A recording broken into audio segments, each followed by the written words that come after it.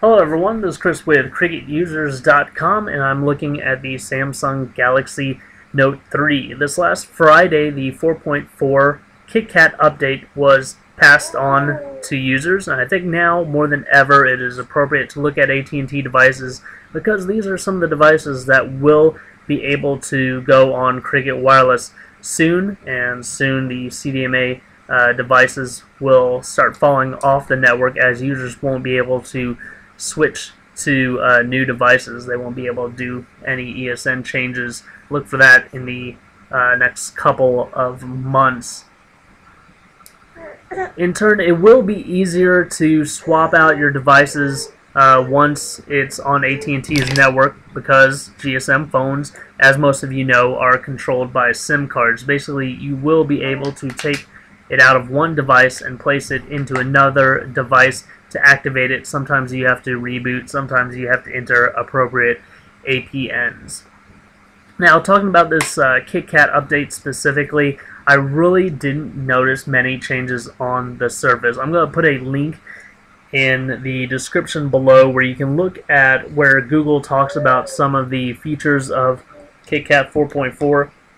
However, a lot of those features only apply to the Nexus 5. One, for instance, you cannot go onto your home screen and say Google Now from any screen. Visually, the only changes I noticed were, like, one, in the default lock screen you have a little shortcut where you can access the camera immediately. Another thing is the battery percentage notification in the standby bar up top. It isn't colored anymore, so it doesn't go from green to red, it's just white. Actually, I haven't let the battery go too far down, so I don't know if it changes, but when the battery's pretty full, it is only white. I went into the camera, and I really didn't notice many differences there either. Now, on the benchmarks, which I'll show towards the end of this video, and I'll compare it with the Nexus 5, I did notice that the results were a lot better. So for a minute, I'll stop talking, and you can kind of see nothing really changed here.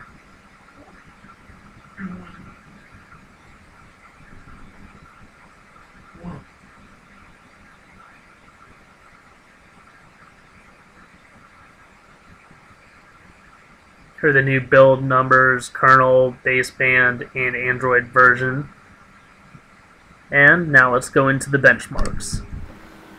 Alright, on the left I have the Nexus 5, and on the right we have the Note 3. Go ahead and run Antutu Benchmark on them.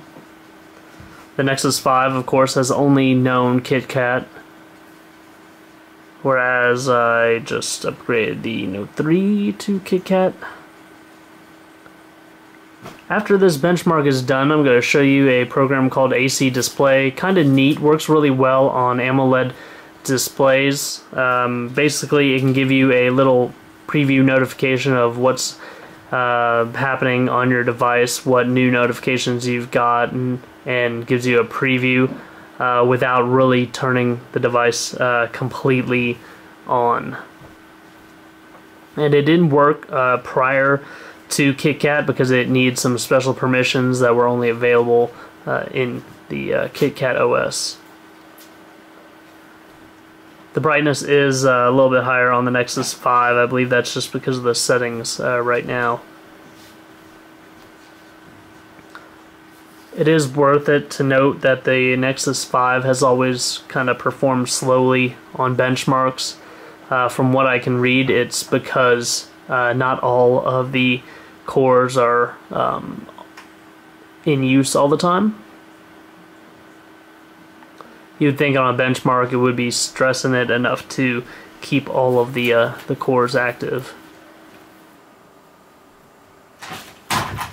Alright, now the scores on the Note 3 are much higher than they were with 4.3. I haven't installed any applications since testing it on 4.3. You can see the score is 34,679, and it actually comes in higher than the Samsung Galaxy Note 3 they have as a default benchmark, and I never get my devices to go higher than Antutu does.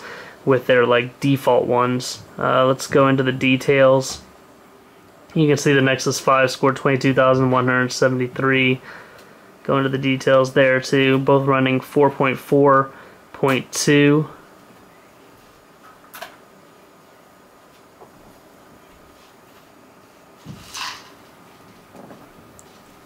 Alright, let's look at some of the historic benchmarks on this one. Let's go back. There's the test we just ran. 34,769, 35,122, and here's the previous test, 36,905. Let's show you what I'm talking about when I say, "Okay, Google." You can see that the Nexus 5 automatically goes to this screen.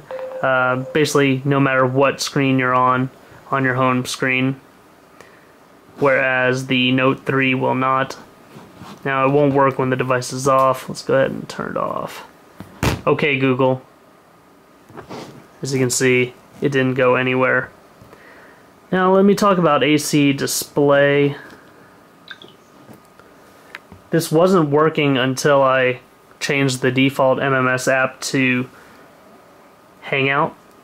You have to note that when you're using Hangout, it does give you a warning that not all Samsung programs will function properly, or they won't be able to use messaging properly. You can see ACDisplay pop up. I can hold that, and you can see my message up there. I can swipe this way to kind of just remove the notification, or I could swipe up to it to go into it.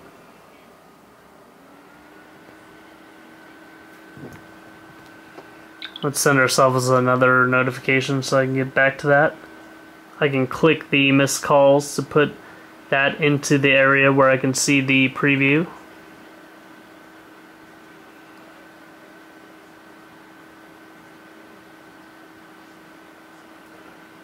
So this is kind of cool. You can see as it times out, it'll just turn back off, and it doesn't really use much battery. You can find that on the Google Play Store, and I'll also leave a link to it in the description below. So if you're looking for a nice device to get on Cricket Wireless in the near future, here's the Samsung Galaxy Note 3 from AT&T, now running KitKat 4.4. Please feel free to leave your comments on how you like or don't really care much for the update if you're already an AT&T Note 3 user. Please like this video and subscribe to my YouTube channel. It's only through viewers like you I'm able to buy these devices and accessories and do these videos. So thanks a lot for watching.